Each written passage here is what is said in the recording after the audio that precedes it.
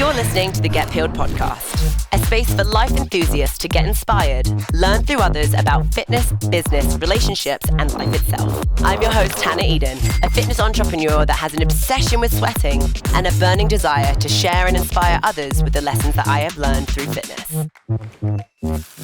Yo, welcome back to the Get Peeled podcast. I'm Hannah Eden, your host. And I'm Paul Barreto, your co-host. That's right. And today we're home here in Florida in our studio.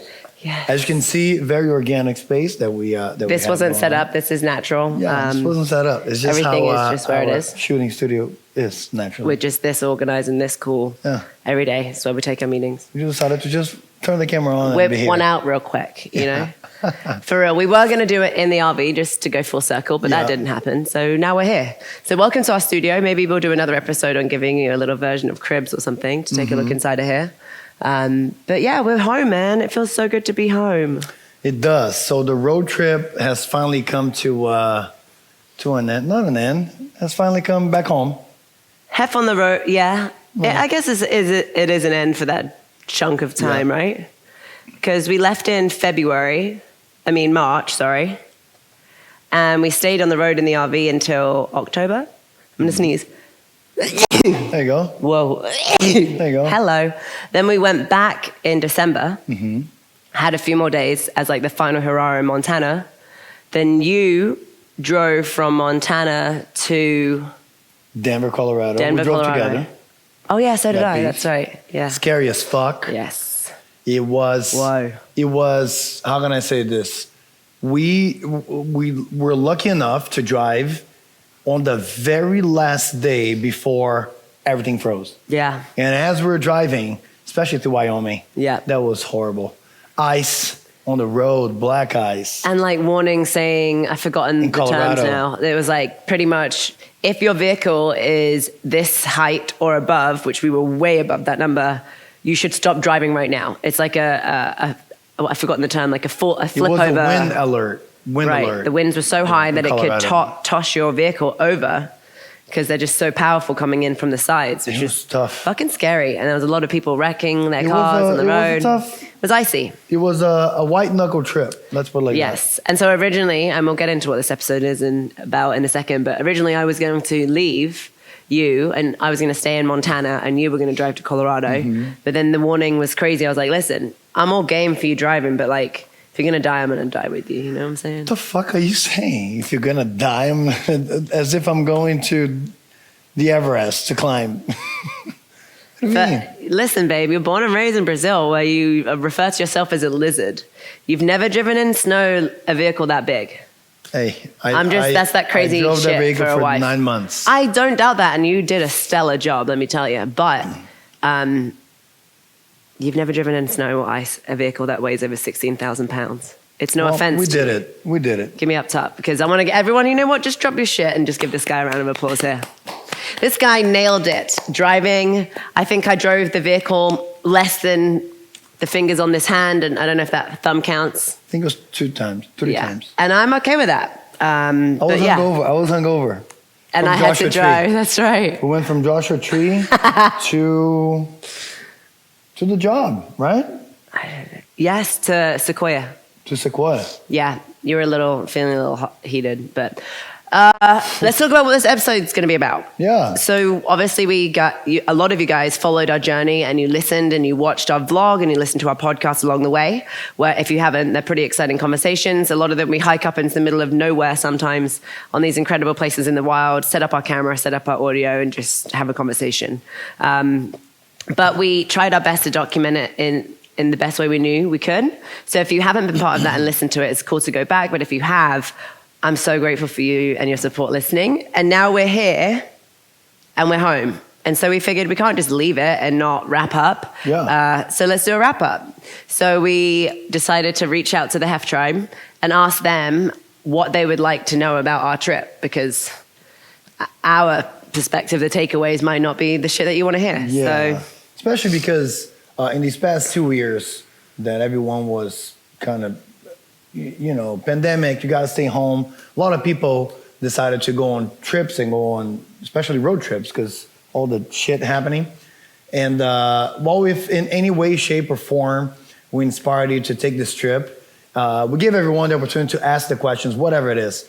Internet, how was it driving? Would you do it again in the same rig or not? And so we're going to go over the questions, see what we get. Yeah, and before I go over these questions, I'm going to ask you a couple things, or I'd like to highlight a couple things. Yeah. First of all, in case no one has been watching, why did we go on the trip? Okay, so if it's your first time watching it, March 18th, we went on a trip for 10 months around the country. We got an RV, we drove our truck, we left everything here, got rid of the house, and we just went. I initially didn't know why we were going on it. Well, not that I didn't know. Initially, the trip was just a trip to go and see the country. And because the gym closed, our life had taken a massive change. We wanted to go explore. The word for the year was adventure. And just get out there. We had a brick and mortar business for 5 years, which ties you down to one specific space. And since that place had come to an end and that chapter had closed, we were like, why are we staying right here? Let's go explore. It's the first time that we've had the freedom of having a virtual business. Yeah. And let's go see what we can do on the road and find some fulfillment, try and find a different gear and slow down a little bit. That's how I felt going into it. But we talk about all of that throughout the series that we've already recorded. So I think we can just touch it and leave it there. But I have questions for you that you can kind of sum up, you know? Let's do it. So what did it do for you is the loaded question. And then there's 3 different sections, because in the Get Pill podcast, we typically talk, especially when we have guests, about their personal aspects of their life, then their relationships, and then their career or their business or their livelihood of what they do every day. So I'm going to fire some questions for you. What did this trip do for you personally? I learned, well, on the self-development, from a self-development standpoint, I learned a lot more about myself, obviously, and about a relationship, but more importantly, about myself. How to learn to control better my emotions, which is something that I didn't know that I had issues with. Not have issues with. I didn't know that I had such a hard time doing it. So in a sense, it was developing a more self-awareness about things that I didn't know that I did. Does that make sense? So that was one of the things, without going too much into it. But yes, learn a lot about myself, learn a lot about routines that can really help me. We were lucky enough and fortunate enough to connect with several people and make several friendships on the road. And these friendships and getting to know people, to interview people, to have these podcasts with all kinds of, cats around from the fitness industry or not. It was amazing to see that, everyone has got their share of fighting. Everyone has got shit going on. We're no different. And it's completely up to you to understand that if you want more, you got to do more, period. And so if you want more, you got to fucking do more. That's it. I like that. And so I was able to, pick a few things here and there, try to establish a better routine for myself. Not sure if there's age involved in it, but yeah, I just want to do more. Cool. What did it do for you and the business? So that was really tricky, right? Because when we went on this trip, we left March 18th. And when we left March 18th, I think that 5 days later, we started this new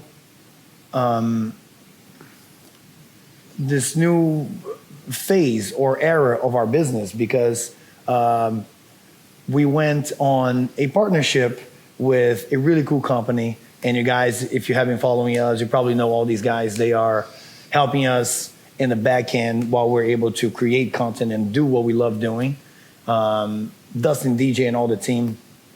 So it was really tough because we were out there on the road.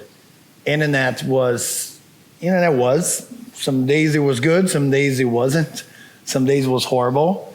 And so we had to migrate all of the content from one platform to the other. Anyways, imagine revamping your entire business, revamping everything from website to store to everything. And Hannah will be able to give you a better story on that, because while she was doing all of that, basically on her own, I was driving and I was trying to find myself out there. So that's a nice way of putting it. yeah. No. Trying to find yourself out there and I was driving. trying to find myself getting out there. us from point A to point B. I was getting us from point A to point B while she was doing all these things and you know, getting the business set up back on 2 feet again, you know. Good job on that. Thanks, babe. I appreciate that a lot.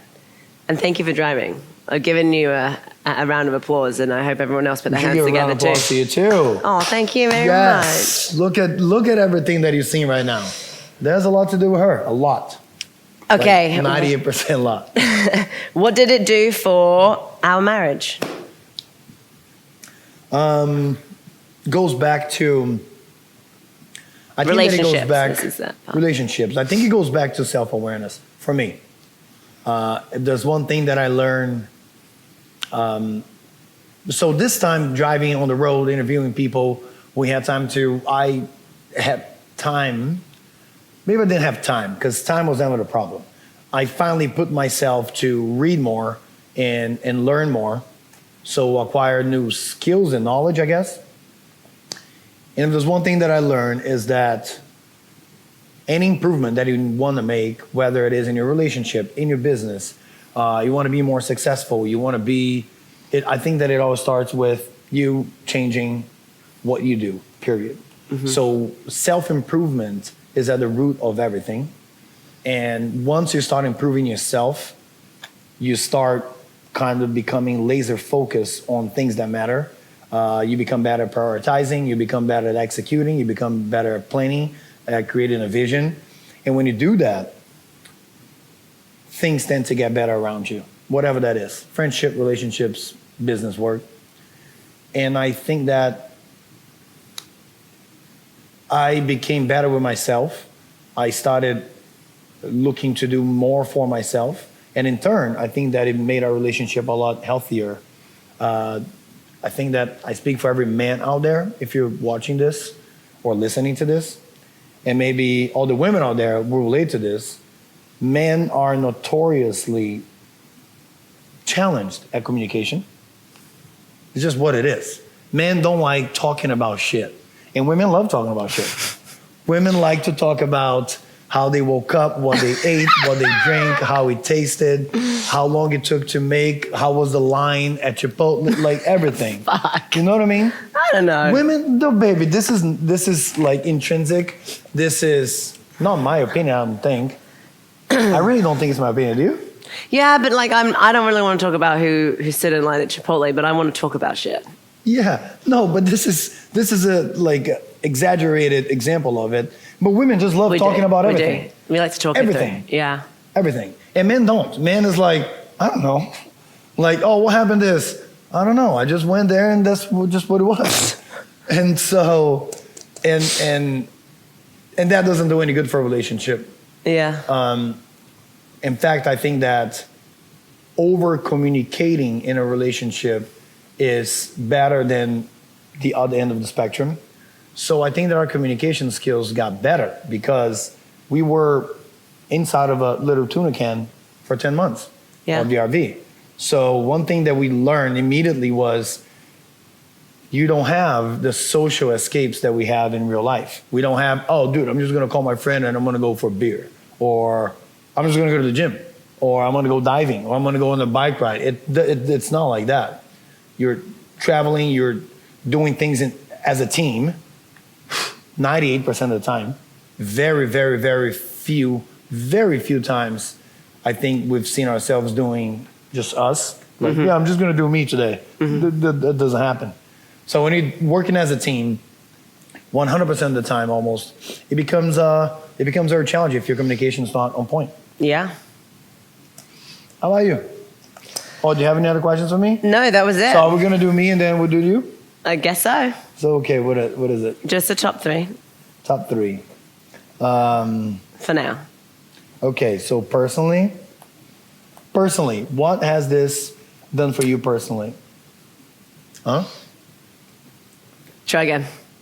What has this trip done for you personally? Okay. I think we differ a little bit because I knew what I was going for.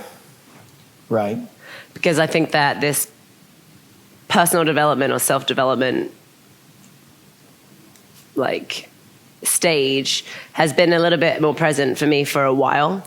And with that being said, created the awareness of certain things, or just awareness in general was peaking.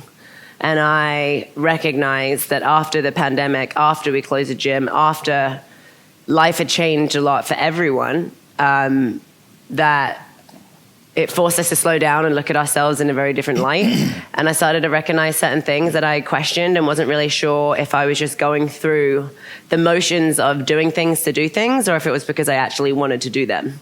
So I wanted to find out a lot more about myself on a personal level on this trip, especially being in nature. Like, I know that enough about myself that it's the best place for me to be. And prior to COVID, we were sprinting so fast and everything is moving so quickly. My career went from 0 to 100 so quickly that I never really had the time to focus on me. And it started when I was really young, where you don't, I think this goes hand in hand and it might fall into our relationship part too, but whenever you're younger, and this is maybe age thing too, right? About to turn 31. When we opened up the business, I think I was like 24. Mm-hmm. And at the, like, until you're 28, 29, 30, you don't really look at life the same way. You look at what's right here rather than like... You look at next week. Right. Rather than, I mean, I had long-term goals, but I was looking at them as just long-term goals, not like actually putting my head into a space of like, what do I want the rest of my life to look like? What do I want the lifestyle to be for our family and if we have children, well, when we have children, like what am I looking for that? Like, I want to visualize myself in that moment doing these things. Like, what is it that I imagine being that? And also in our relationship, because we met when I was so young. Yeah. Both of us were so young. I was 19, you were 25 or 26. And I don't think you look at your relationship the same way that you do when you're 31 and 36 years old, meaning like, what qualities can I bring to this relationship? Or you meet someone, like I look at my friends now that are dating, they're looking for certain qualities in people, especially if they're a mature adult that's successful, that they have like these ideas of who they need to be with as a person that might mesh well with their personality type. Yeah. And so I think that I went on this trip. That's usually because they already had all the experience to know what doesn't work. Right. But then I don't think I thought about that when I first met you, or what I could. Of course not. At that age, and we've grown together. We've grown up together, and I just wanted to highlight certain things that became super comfortable, and certain things that made me excited, and try and like focus on really what I was looking for personally out of our marriage, as well as what could be improved on if we want to do this for the long run. Mm-hmm. You know, because just like on a personal level, you know, everything that, like I mentioned, everything we were doing was just going and going. And it had been so long since we'd had enough time for ourselves to really focus on each other, because it's always like, we get in these great spaces and it's like, all right, I'll see you next week. I'm leaving for 5 days and then I'm doing this and then I'm doing that and then I'm doing this. And then after that, it was, let's be in this house for 2 years together and not fucking leave. And then it was, you know, so there was all these things that I just wanted to have time for just you and I to focus on our marriage, focus on ourselves personally, and see what it was that we wanted for the business. Yeah. Yeah. That's good. Cool. Good answer. And that was it. I summed them up, or no? Yeah, I guess so. For the business and for the marriage. I think it did. Yeah, for the business. You want to compliment anywhere somehow? Just, I guess, a couple points for that business part. I'm so impressed and proud of everything that we've accomplished, but I've never, ever stopped to look. And going on this trip forced us to stop and look, because... I did. Meaning especially the business, because we were moving so fast on a personal level, and the business was in the process of being rebuilt, that me looking back and saying, look how much I've done. I'm being honest. I think that right now, after the rebuilding phase is done, now that the business is finally looking forward rather than looking back, as in catching up with the things from the past. What? Now I've done all that. Now you have the time. No. That's not the point. Say it again. That is not the point. That's not the point. You're putting words in my mouth, Skipper. Listen, because you were very specific. Going on a trip helped me look back and realize how much we had, how far we've come with the business. And objectively, for me, it wasn't. No, it wasn't. For real. No, that's cool, man. Because it wasn't a moment that I looked back. I think that the trip did that for me on a personal level about relationship and marriage. As in, I guess there's a little bit of it, but like, my gosh, you were a kid when we met. I was a kid, and we went on this, let's open a gym, and you know, and now we're gym closed. So that was the end of an era, the cycle. And then we're out on a trip. And for the first time, like you said, we have the freedom to do it. We have the means to do it. And that was like, oh my goodness. It flew by. And now I had the opportunity to look back. You know? That's good. I'm glad. Well, we're different. I know. I know that. It is. Did you look back on how much you have achieved in your career and business going on the trip? Yeah. So that. No, that's what I'm saying. While I was on the trip, what did it do for me for the business? It forced me to look back and really realize how much we have built, which is great. And then it's like, okay, acknowledging that is one piece, but now what is it that we want? Like, I remember having this conversation with you, and we've mentioned it on the podcast in the past, which is like, what does the ideal rich life look like for you? And that doesn't mean for a dollar sign. Like, what explain that concept of rich life. It's really cool. And this is good for someone that's in a relationship that's new, or someone is in a relationship that has been in a relationship for a while and really haven't checked in with each other for a while. But like, what does an ideal rich life look for you? Like, close your eyes and visualize and imagine. Let your imagination run wild. Is that, you know, examples from this podcast that I listened to were, this was on the impact theory, I think, were like being able to shop at Whole Foods and not look at the price tag, and just every time you put an item in your cart. Another one was redoing our vows in India, being able to pay for everyone to be there, all expenses paid. Another one was, you know, being able to look in the mirror and not suck in when you look at yourself from the side. Like, all of these ideas of what a crazy rich life, it doesn't need to be attached to money. It could be just a feeling that you're trying to chase, and having your own visualization of that, and maybe writing it down, and then you doing the same and writing it down, and then you get together, and then that's something that you can both make common goals to work towards. So getting alignment, that's the toughest thing in any relationship. And I think that's kind of step number one. Before you try to, you know, get creative on, I think it's aligning on goals, vision, what it is that the perfect day looked like to you or to me, so you can understand what the other person is actually expecting. Yeah. So that's what I did. And when I was doing that, I would realize, like, what do we want? What are we trying to achieve here? Because we've already, whatever the fuck successful means, like, we've already achieved a lot. We've already built a lot. And I just think that it's like we needed to understand what it was, or maybe I needed to understand what was it that I was working towards.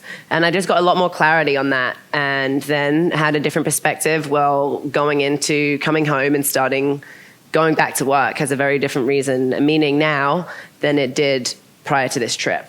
Okay, now you put in context. I had that same journey. I did. That's good. I did. Now that you put in context, that made sense.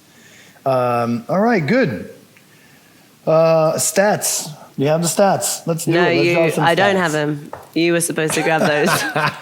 Don't worry, guys. I have the stats. Are you ready for this? Do you know it? Yeah. Don't fuck this up. I'm not going to fuck this up. Don't fuck it up, Paul. I'm not going to fuck this up. Here we go. Are you ready?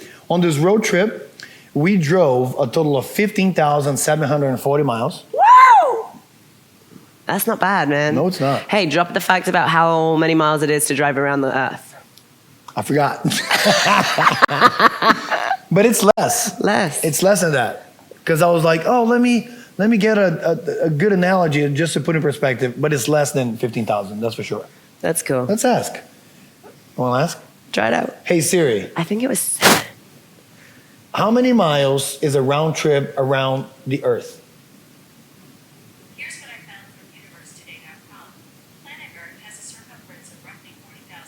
There you go. So it's more than 15,000. It's 24,000 and change. Almost double. That's a lot amazing. more than, yeah. That's amazing. Yeah. Maybe it was around the country. No. I was trying to do something like, what is the round trip from here to Australia? And it wasn't enough. Okay. You know what I mean?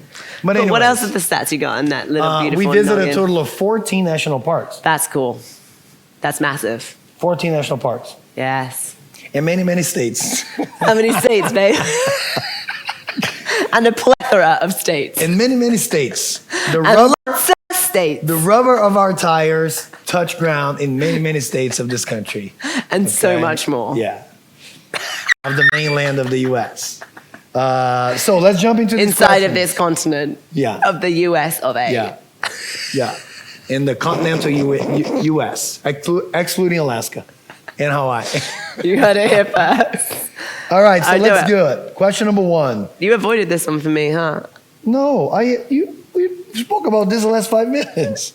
Our marriage? Yeah, how you... Visualize the business? No, baby. No, the marriage. Okay. Talk to us about the marriage. What did it do for me for the marriage? It forced us to deal with shit that was not necessarily comfortable. Mm-hmm. Because there was no opportunity to do what you said at the beginning, to go to the gym or separate and cool off, and then you forget about what the point was that you were actually arguing about, which was probably valid and should be addressed, and you move on with your time, you come home, you cook dinner, and then you have sex, and it's like you forgot what happened. The good old sweep. The good old sweeping of under the rug. Yeah. And so I think that I definitely went on this trip with feeling all kinds of way because of what happened before the trip. Nothing happened before the trip. Explain that now, because people now, think that this is a wife speaking. Paolo went to, ready my version. Paolo went frolicking with 12 adults to Chile bring the detergent, for 25 fucking days while I renovated the RV and moved our entire home from our house to the office. Oh, okay. Including his wet scuba gear that was in the backyard hanging up because apparently angels were going to do it for him. What trip? You went to Chile frolicking. For work. Frolicking with 12 people. For work. Frolicking with 12 people. I'm just kidding. People. He was working, but I got pictures of your steak and the massage and the hot tubs. It's part of work. It is part of work. You were in the jacuzzi in Aspen for work. Yeah, but you were with me. You're funny, girl. Anyhow, so I went into the trip. Let's just put it like this. We had to unpack our house. I did 20% of it. She had to do 80% of it, which Wait, was a lot. you did 20? I did. I thought you did 2. I did the kitchen. Some of the kitchen. I did, because you told me not to do the rest of the kitchen. I was still living there and needed to use some. Anyways, I packed a little bit of the house, following instructions, didn't pack anymore. Then she had to do everything, which was amazing because then I came from Chile and everything was done. I even YouTubed how to, you had to because you had to hand the keys in 10 days before you got here. I know. And I had to YouTube how to drive a fucking Vespa because we have a Vespa. You did good. And I'd never driven one before and apparently I was going to move that one too. So we made it happen. But do you think I'm over it? Clearly not, but... Quick tip for every man out there. Don't fucking do it. Every man out there. If your woman says she doesn't need you to help, you better fucking help. If there is any situation in your life where you have to unpack, or better, pack your entire house to hire movers to relocate, which I thought that you're going to do because you told me you're going to do it. No, I'm going to hire movies, yeah. Yeah, but movers come in and move the boxes that you've packed. They don't pack your shit for you. They do. Back to the advice. Always do it together. Always do it together. No, hire movers, for real. But organize and go through so they don't pack rubbish as well, because that happens. Yeah. Anyhow, it happened. So my point is that this trip, the stuff that was bothering me about certain things at the end of this scenario that I'm explaining were highlighted in bright fucking pink. So whenever we went on the trip, it forced me and you to deal with it on a deeper level because, it was... And pull out the laundry. That's what... No, being real. It forced us to handle shit. It forced us to bring stuff that usually you sweep under the rug. A lot of shit. And we've been moving so fast, and when we were going through quarantine, that puts pressure on anyone. Yeah. But especially if you had kids, like, oof. Anyhow. Yeah. So I think that this trip massively improved our marriage, but it was extremely uncomfortable to get there. It was. But one thing that I can say is that the catalyst was our love. It sounds so cheesy. And like, even though things got ugly, conversations were not comfortable, I always knew that it was for the better cause of trying to iron out these creases, because I want to be with this man for the rest of my life. I love you. All right. Q&A, let's do it. Number one. I love it. Number one, straight up, when you get in a couple fight and need to do a podcast, a live, or a class, what do you do? That's a great question. This is from Neen in Costa Rica. What's up? Pura vida. Boy. All right. Who's going to answer? We both can. Go ahead. You start. I wasn't suggesting that I was going to start. No, I'm saying you start. Go ahead. So we both can. A lot of the times we won't do it. Yeah. A lot of the times we're like, yeah, we're not good today. We're not fucking Which doing really this. fucks up the plans, because the one thing I don't want to do is pretend, you know?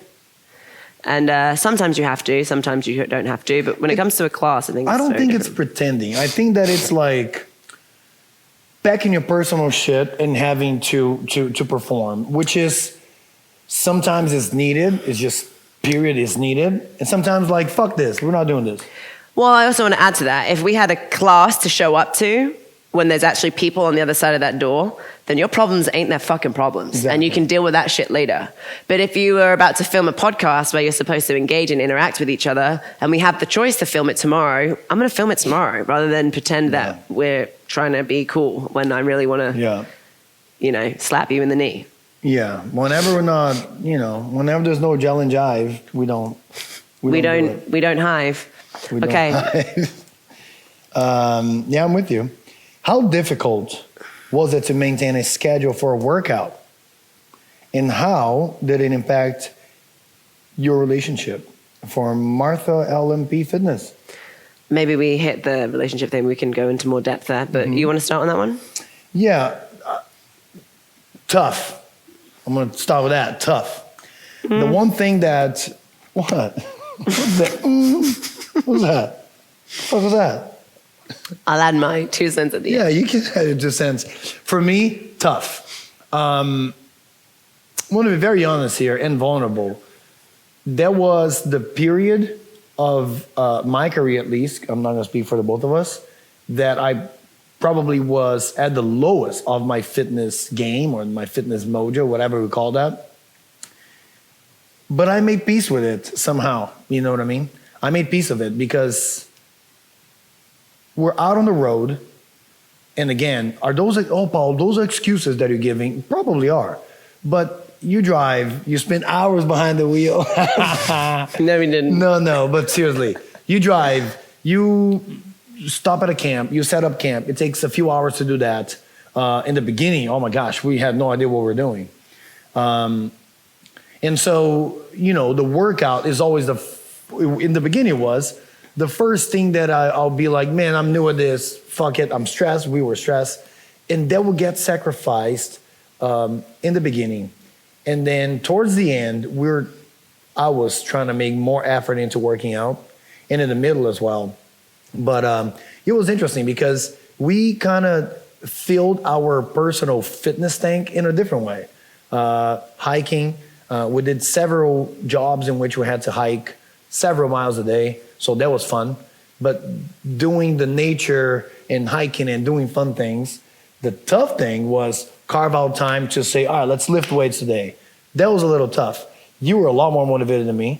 Many times you carry me in your back, meaning we're doing it. We're fucking doing it. I'm like, all right, fuck, we're doing it. But that was also because, and since we're being vulnerable, you would complain about not working out because like you feel like shit, right? Yeah. But then you wouldn't work out whenever I was working out. So sometimes I was like, fuck her, like we're doing it.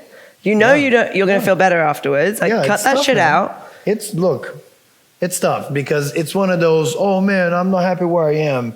But then the window of opportunity presents itself. And many times I'm like, I'm not fucking grabbing it. I'm not doing it. No. missed it. I missed that train.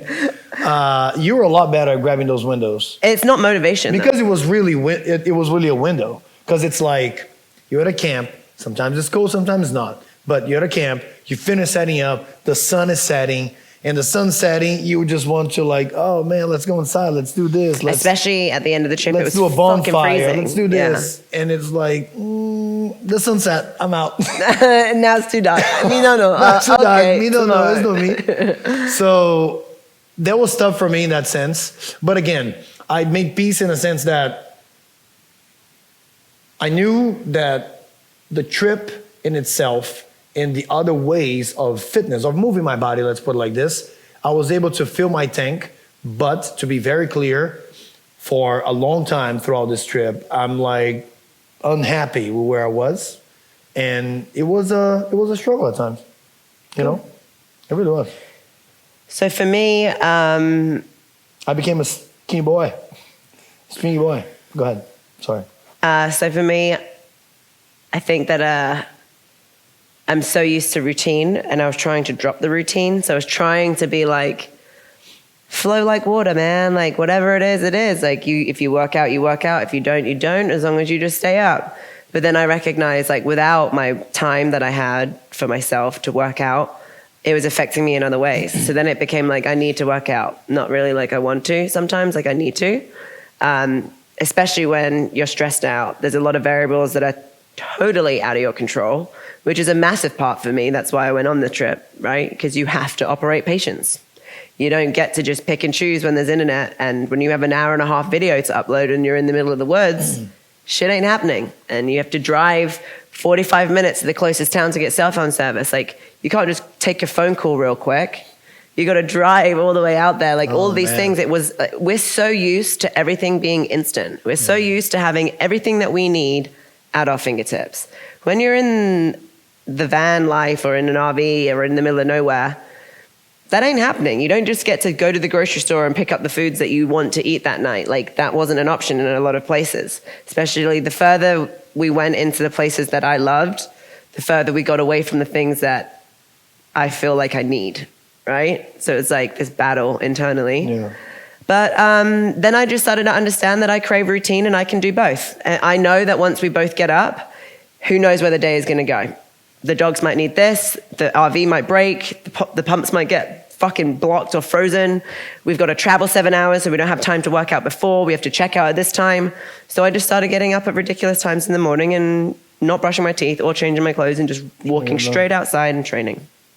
It was that battle. It was that battle of, man, why am I going to wake up? That's for me. Why am I going to wake up at 6? Like, it's cold. It's like I'm in the middle of the woods. I'm in the mountains.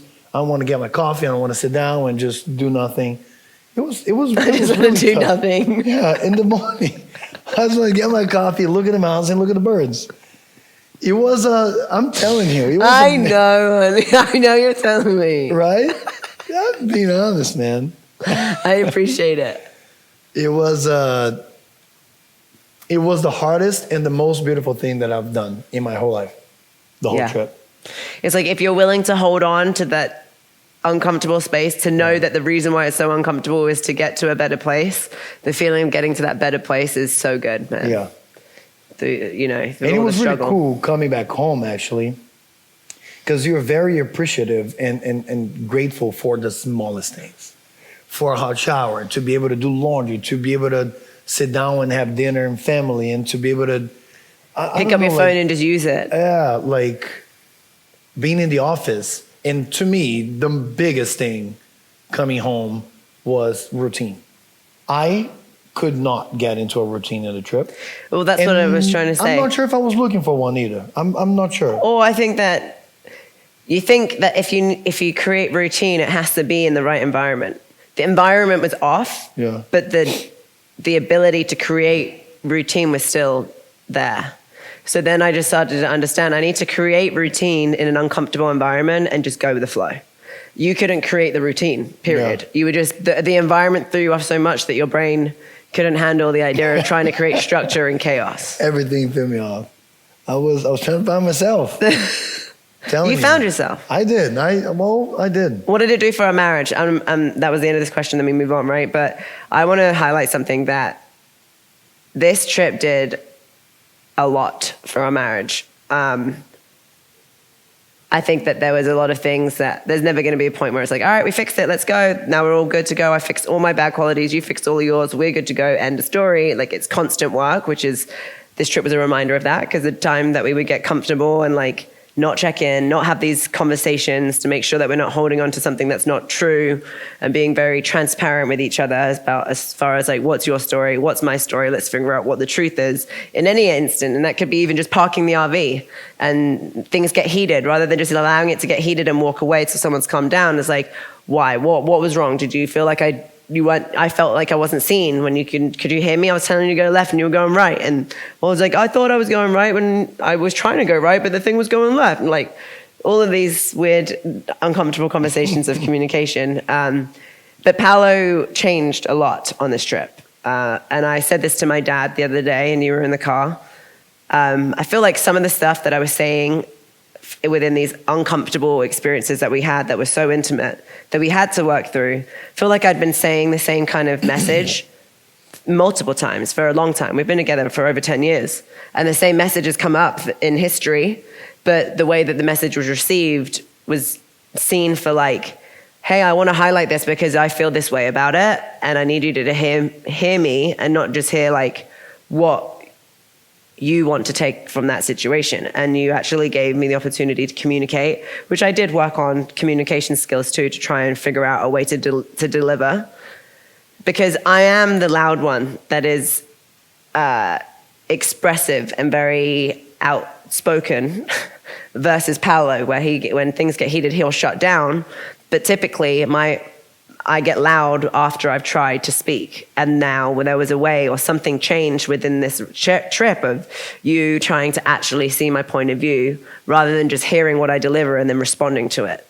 So I think that a lot changed there, which is massive. And it's probably going to change everything forever as well. Okay. So I appreciate that. And we'll just give him another round of applause. All right. Okay. One thing that you learned. I think that we shared a couple. Mm-hmm. Cool. What is the one challenge you experienced out on the road for so long? How did we get through it? Mary. So let's read it again, like I'm not losing my mind. What is the one challenge we experienced out on the road for so long, and how did we get through it? Oh, there was actually a lot. Now,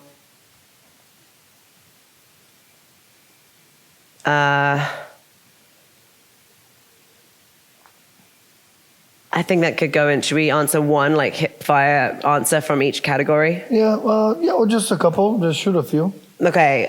One challenge that we faced was connecting to the virtual world to be able to run our business when we were on the road. Like, some people think it was probably a vacation, but we still had to check in and go to work every day. And trying to do that in different time zones without internet connection, taking phone calls, they drop, or driving and you go through valleys that you have no service for 5 or 6 hours and you can't do anything. Like, it sounds really like first world problems, but we live in the first world and we have multiple businesses in the first world. So we need to make sure that we were able to tend to those, and we weren't. So that was definitely a challenge. How do we overcome it?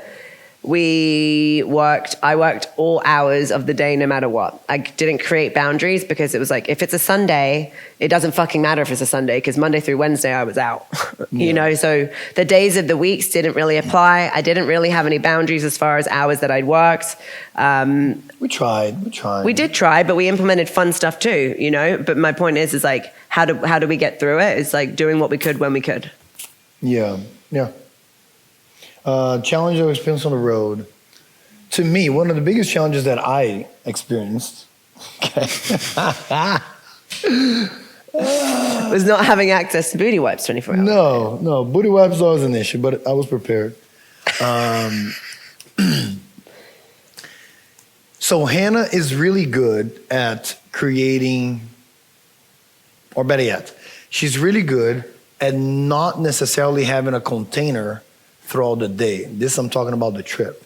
So we will go on a trip, we will go hike. And then on the hike was like oh, let's shoot a video and this and that, or let's do this, or let's vlog, or let's. For you, it was the trip itself was a work and play kind of thing, and you never had any problem doing both at the same time. Meaning, let's go on a hike. Cool, let's go on a hike. And then, okay, let's vlog. And so, this is just an example. For me, I needed the container, as in, are we going on a hike? We're going on a hike. Okay, so fuck it. I'm not going to bother about the camera or about this or about that. And for you was, no, but we're still here. We got to do this. Which is why you notice a lot of footage of Paolo in the vlogs.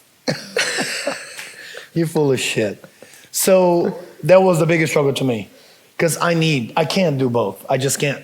It's like, is it time to disconnect and go and just like. But I think that's also good, or is it time to work? Okay, let's work. So let's forget about the fun and let's focus on not forget about the fun, but let's focus on the work.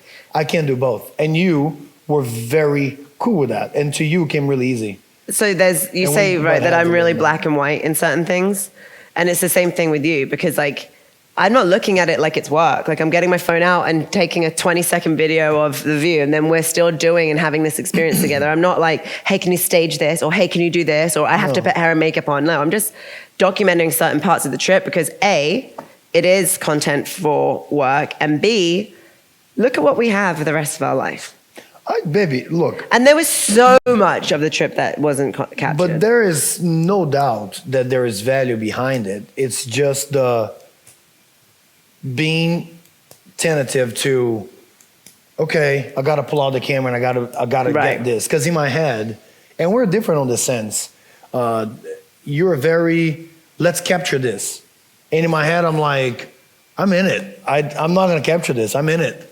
And that's the biggest difference. And I guess many, many times I was, again, trying to figure myself out. And that's where it's like, I understood what the purpose of this trip was maybe, and I had more understanding of that, so those things didn't bother me. It was called HEF On The Road, right? It's like we're taking the HEF tribe on the road with us. So that's what we did. So maybe because you weren't in that space of like, I know what I'm here for and what I'm trying to get, that everything that I was doing was coming as a surprise. Coming as a surprise. Okay. Another Mary. Yeah, different Mary. Quas. Yeah. Internet. What did you use and how reliable was it? We used a website called Mobile Must Have. But would you recommend them after our experience? Man, a lot of shit happened. A lot of shit did happen. So let me explain to you in very simple words what happened. This website is basically, it's a smart business. What they do, they have connections with several device suppliers for internet, for RV. Hello. Hi, sorry. I was going to make sure we get over here. So they have, they're basically a broker. So what they do, they put together packages and they sell to you the package so you don't have to do the extensive research of what to buy, how to do it, how to apply or install this. So basically you choose the package that you want. And it's cool because on the package you get the antenna, the modem, the cables, everything that you need to run internet from your RV. So we bought the most comprehensive package, the one that took it all. And that was like our deal breaker when we were getting the RV, certain criteria that we wanted for the actual living space. Then it was like, number one was bulletproof internet so that we can get internet no matter what. Yeah. As many backup forms that we need. Because again, we have an app, we're putting up workouts all the time, and those workouts range from 30 to over an hour long, if anyone does that, and they're in 4K, like you understand the size of the files and how long that kind of thing takes. So you need strong internet. Yeah, there were days that we're trying to upload, 60 gigabytes, 70, 80. So we got this, it's called the Road Warrior Bundle, and it comes with everything that you need. But it was tough because some shit happened to us. Whenever we did initially, and this I learned, trust me, 7 fucking months into the trip, whenever we did the first application and we set up our account, some sort of misunderstanding and disconnect happened. What happened? The modem. So we have been waiting for our SIM card because you basically operate a SIM card data from your modem, just like you have in your phone, but your phone has phone calls and data. So this is a data SIM card. They were supposed to process our SIM card, and they never did. It was basically lost in translation. They were thinking that we had the SIM card, the company who activates the SIM card, and the company who sold us the SIM card was like, oh, we don't know what happened, it's with them. And so we kept waiting and waiting and waiting, and so I tried to activate a new SIM card. Long story short, once we left here, we were waiting for this SIM card that had 300 gigabytes a month, something like that. And because we were waiting, we had to go to T-Mobile and buy a T-Mobile SIM card that had 60 gigabytes, I think. And we had two of them. And everywhere that we went, when we needed internet the most, these fucking cards would zero out. And we'll have to find a way to either go to a T-Mobile store because there was no one to call. Anyways, long story short, to be fair, the bundle probably works. We had a hard time with internet. There were times that it worked amazingly. I'm talking about uploading speeds that were insane. Funny enough, it was close to Sequoia and what's the other one? Kings Canyon. No, the other one in California. Yosemite. Sequoia and Yosemite were the fastest internet that we found all around the country, and it's the middle of nowhere. And that's because the bundle really, really worked with the antennas that we had there. So I will just wrap up a little bit of an easier thing to understand from that as well. There's many different ways to get internet when you have no Wi-Fi, right? So you can get these hotspots, you can get these MiFis, you can get routers, you can get extenders, you can get all these things. What we ended up doing was getting all of it. We got all of it, but what we really had, what I'm trying to talk about, was our router. And we got a router that had an antenna that you could connect. Either it would be able to boost the signal from the actual router itself and create its own station, or you would have to go up on the roof and direct this antenna to the nearest tower that you needed internet. So you needed cell phone service to understand where that nearest tower was to find it. And then you would like go up there and fucking keep moving it around, which is really funny if you think about what we did to get internet. To the right direction, facing the right way, and hope that there was no interference with trees and valleys and mountains and blah, blah, blah. And we would try and connect that way. So I do know this, campground internet is shit, and it's definitely not going to help you upload. So it's a very different conversation from Mary. I'm not sure if you're going to try and take your business on the road or having to do conference calls and sending pictures and videos and stream things and watch videos and that kind of stuff is not easy. But I would definitely look into Mobile Must Have and go on to YouTube and watch all the Mobile Must Have videos, because they explain multiple different options, and that was how we ended up thinking that we got the right package. But it seems like that was just an error with our account. That was the top package. There was no other package. No, I'm meaning the experience that we had with Mobile Must Have was a very one-off bad experience. But the idea of it sounds fantastic, and they have everything you need. That was it. Jordan Vance, what up, Jordan? How did you handle traveling with the dogs? How did they like it? And are we going to continue the podcast? Do you want to go? Sure. The dogs fucking loved it, to be honest. It was amazing. Initially, I was, for a second, I'm like, so, before the trip, I dropped this on Hannah real quick. I'm like, so, where are the dogs staying while we were away? And she goes, the fucking dogs are coming. I'm like, oh my God, we're going to do this RV thing. We don't know what the heck we're doing.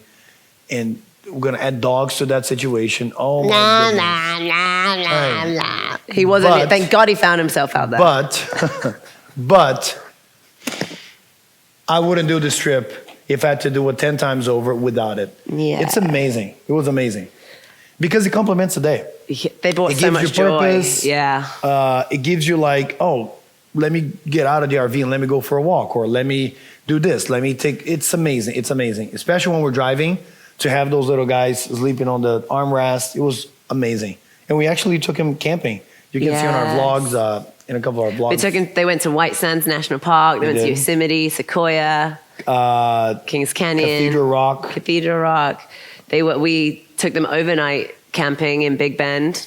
Yeah. We took them to Guadalupe. They went everywhere. It's so cool to think about. It was amazing. It was so cool to think about. And Eli has gained like 10 years. He's like this little hyper, crazy guy that's over 12 years old now, and he used to be really boring and like sleepy, and now he's hyper all the time, and it's like this new streak of life in him. So they loved it, and so did we. That is really cool. And are we going to continue the podcast? Absolutely. Now we're home. We made a pact to each other, which is something that we've learned on this trip, which is I recognize that I run too fast and that it is a problem. So as soon as we got back, was like, all right, what's next? Or I'm going to set this new goal, or I'm going to do this, or I'm going to do that. And we had a conversation, which is to stop that for right now. Let's take 6 months to just fucking sit still, not be so regimented and like not put so much pressure on ourselves to keep producing and doing this, that, and the other. Let's just stay home, focus on the businesses that we have right now, focus on our community, focus on staying put and staying still for a little while, and see where it goes. So with that being said, we don't have this set schedule for releasing podcasts, but we're never going to stop it. It's just going to be different conversations now than there were when we were hiking up to Horseshoe Bend. Exactly. And you best believe that whenever we have the opportunity, we are going to be bringing guests. But expect podcasts talking about morning routines, night routines, what do we do to plan the week, work, marriage, sex, all that fun stuff. I'm going to have podcasts on sex. I don't think we should. Why not? We might get judged a little. Get judged. You kidding me? All right. Brandy Hansel. The most rewarding experience on the road.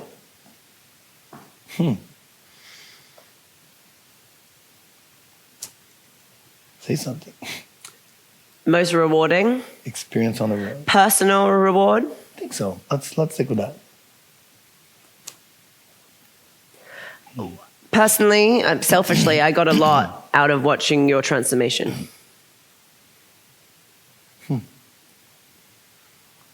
Thank you, I guess. You're welcome, I guess. How about, okay, so I'm going to develop on this question a little bit. How about one of the most rewarding memories, not to talk about just me, one of the most beautiful things, one of the most rewarding things that you've seen this trip? Oh my gosh, I don't even know where to begin. Like pick one God, one thing that you're like, man, that day or that night or that hike. When we camped at May Lake in Yosemite. May Lake. Yeah. That was so cool. That's amazing. That was really cool. That was amazing. That was Actually, fun. wait, that we painted on the canvases that night. That was it. And we did the sticks and the stuff. wood stuff. That was cool. Yeah. I think that one of the most rewarding experiences that I had on this trip. What? Nothing. Say it. Say it, Chachi. I just had a memory, that was all. The moonrise. Oh, yeah. The moonrise. Man, we were in Saguaro, or next to Saguaro. I'm not sure if it was Saguaro. Because Tuan and Natalia were there. Right. But that specific mountain, I don't think it was in Saguaro. Anyways, Saguaro, Arizona. Tucson. Tucsons. And we went backcountry camping. We spent the night with our friends, Tuan and Natalia, and goddamn, it was insane. I didn't know that this existed, but if you've never seen this, the moonrise. We watched the moonrise from the top of a mountain and watched the moonrise from behind of another mountain, and it was the most insane, and like unforgettable experience. One of the main on the whole trip for me. Cool. Yeah. Google it, moonrise. It's a thing. What was the memory that you had? We'll talk about that on another podcast. Okay. No, I remember doing the hike through the Narrows on that crazy hike that day. Amazing. And then we hiked all the way through, found the river, and amazing. We ate sandwiches. That was good stuff. That was one of my favorite hikes on the whole trip. Yeah, me too.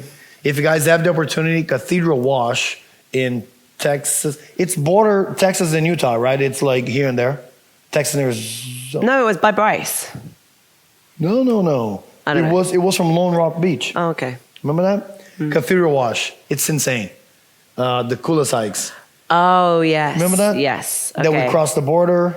Lake Tahoe area, but kind of not Utah. Yeah. No, Lake Tahoe's. Antelope Canyon. Sorry. Antelope Canyon, exactly. But that's Utah and Arizona border, right? Because we were in two different time zones. Utah and Arizona. Yeah, not Texas. Yeah, you're right. Last one? Martin Rennie, last one. Do you ever feel guilty if you don't train? I think that we spoke about this one. You were. And I was too. He was like, no, I don't give a fuck. No, I was. Oh, definitely felt guilt. But, I was trying to find myself out there, man. Working out for me, and I'm going to give credit where credit is due, it was put so well by Tommy Rivers. And I think that I can totally understand this and was like, oh my gosh, me too. I've never really looked at it like that. But running for him is a way to metabolize toxic energy.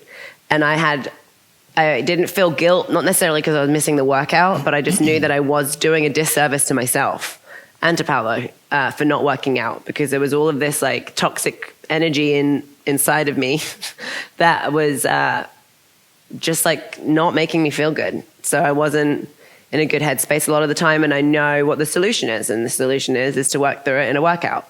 So if I felt guilty, it would be like if I was in a bad mood, then it's like that's self-inflicted because I know what could change this. So there's guilt there. Yeah. Well, if it serves for anything, nowadays that we're back into a routine, that's not even an option. We stay locked in. We've been locked in. Yeah. We really have. Wish we could talk about all of that in a new one for morning routine. Yes, we can. We try and get our first workout done before 8 a.m. Yeah. Okay, so let's wrap this up. Do you have anything to add? Thank you all for your support while we're on the road. Yeah. That was a crazy experience, and to say that isn't a massive achievement right there, which is to come home to still have a thriving community of people. And we're so excited, and we've appreciated everyone's feedback and joining us along this journey. And now we're ready. Understanding the struggles that we had, understanding that sometimes shit didn't happen as planned, and you guys were okay with that. I appreciate that. And thanks for just being on this journey for us. And thank you, man. That was a crazy experience, one that we'll all have for the rest of our life, because I vlogged it all. And just kidding. No, because it really those are memories that we can hold on to forever. Like no matter what. Like we've done some crazy shit. 14 state national parks. That's nuts. 14. If you had 15,000 miles. 15,000 miles. If you had to summarize this trip in one term, one sentence, one word, one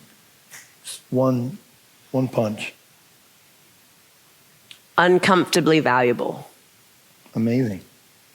Wow. There you go.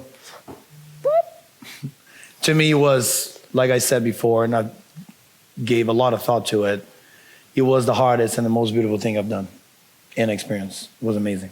I love that. I love you too. Love you too. Thanks for watching, guys. Hey guys, we'll catch you later. Where do we go from? Where do we go from here?